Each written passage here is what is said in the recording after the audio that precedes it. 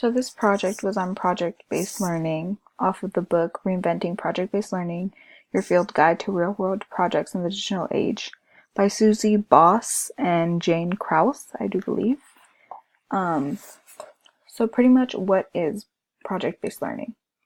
According to BIE.org, project-based learning is a teaching method in which students gain knowledge and skills by working for an extended period of time to investigate and respond to an authentic, engaging, and complex question, problem, or challenge. Some of the main points that I decided to focus on in Chapter 3, Imagining the Possibilities, was Bloom's taxonomy of educational objectives. There was more than 3, but the book focused in on 3 of them for the purpose of project-based learning. And the 3 were analyze, evaluate, and create. These words have an action associated with them. So analyze, the actions associated with are examine, explain, investigate, characterize, classify, etc. Evaluate would be judge, select, decide, justify, improve, convince, recommend, assess. And create, the words associated with it are adapt, anticipate, compose, imagine, propose, formulate, and whatnot. Another thing I found important in the book, or at least in this chapter, was essential learning functions. So with each learning function has a purpose. So we have research, make ideas visible, express ideas creatively, collaboration, project management, reflection and iteration, and supported study enrichment using open educational resources. So with research, deep learning experts, original works, and raw data. Pretty much just having the students find sources, like primary sources, interpreting data, and whatnot. Make ideas visible and express ideas creatively, bringing ideas into the open. Allows us to talk about and make meaning. So pretty much students can make their own observations using tools and photos and screenshots, pretty much to embellish their projects to make them show more of what they want it to show. Number 3, collaboration. Projects invite collaboration and tools and services bound to help us learn together. So collaboration is important. There are a lot of tools that you can use, like Skype or Padlet, stuff like that, where you can collaborate on a piece of work in real time without ever having to meet up as well.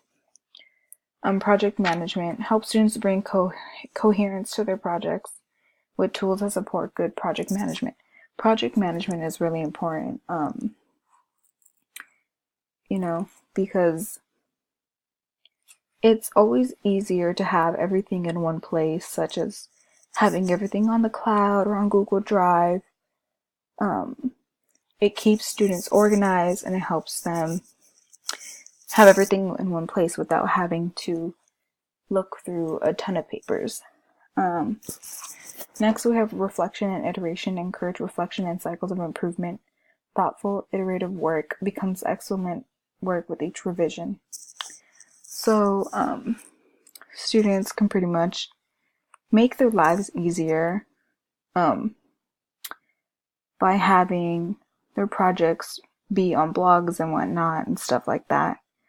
So that way they can get other students to comment on their things and tell them, oh, this information looks wrong, or can you explain that further because it doesn't make sense? So that way they can revise their projects in a much easier fashion, getting other people's opinions. And it'll help them out in the long run, so that way their project ends up being a better project because they had the opinion of other people and would take that into consideration. Next, we have supported study or enrichment using open educational resources.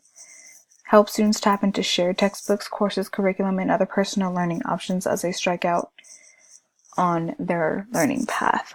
So, pretty much just finding their own resources that are educational, that they know would work on like the internet and whatnot, like looking at a .org, such as khanacademy.org. That is a good one. For chapter 4, strategies for discovery, I thought it was important to focus on overcoming pitfalls when you're making a project for a teacher, such as the long on activity, short on learning outcomes is one of them. It is important to keep your projects manageable for students, so that way they're not something that's taking up too much of their time where they're not learning much. Number 2, technology layered over traditional practice.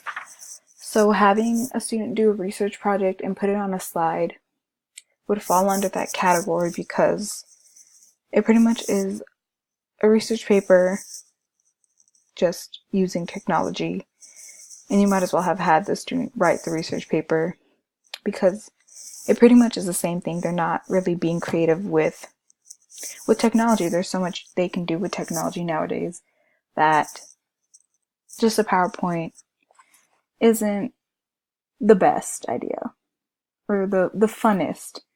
There always is something more that they can use. Next, we have trivial thematic units. So the book had an example how one school, they had a theme about the ocean, and it was far too broad for the students to have anything. So they ended up zeroing in on boats, because most of the students they could learn a lot more from just the specific topic of boats rather than the theme of the ocean, because it's way too vast. You can pretty much do anything and it won't be very educational because it's just so broad. Next, we have overly scripted with many steps. Pretty much just the teacher is having each student do exactly what they want and not giving the student any creativity or any room for them to think on their own and make the project their own. Not enough focus on formative assignments or assessments. They need to happen. Assessment needs to happen early and often in project-based learning. And sometimes there isn't really an assessment in the project, so it doesn't really end up well because the student didn't get that extra time to realize what they did wrong. And assessment doesn't feel authentic. So when a student's doing a project, it really does help to have them use it in the real world, because if it's just a very theoretical, it's not going to be fun, and the students aren't going to put their best effort into it because they're like, I don't know anything about it anyways, it doesn't matter. And then for chapter 4, we also have there was a few different things listed for qualities shared by best projects, and these are just a few of them that I found to be the most important. So qualities shared by best projects are loosely designed with possibility of different learning paths, center on a driving question or are otherwise structured for inquiry, tap rich data and primary sources, and get at important learning dispositions including persistence, risk-taking, confidence, resilience, self-reflection, and cooperation. And lastly, have students learn by doing. And in chapter 5, making assessment meaningful, one of the important things I found in the chapter was rubrics. It's important to have a rubric. I always find that rubrics give the students a solid idea of what they want, and for the grade that they want, what they need to do. So that is one of the important things I found in that chapter. Another one is project timeline. I've always found that setting milestones, planning check-ins, and looking for other progress markers has always helped me as a student. When I know my professor is gonna ask for something at a certain time, it does always make the projects easier, and it helps and it also helps the professor or the teacher see what we're doing and help us out if we're not where we should be in the project.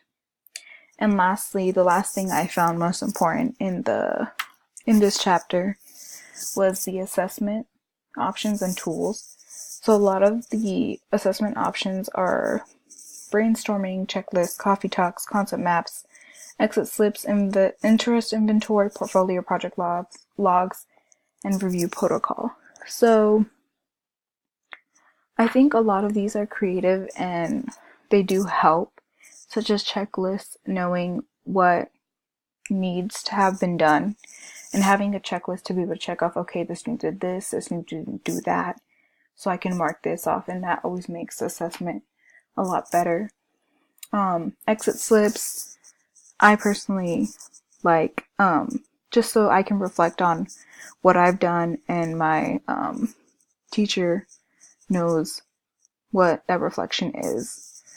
And portfolios, having somewhere to keep where this project was, is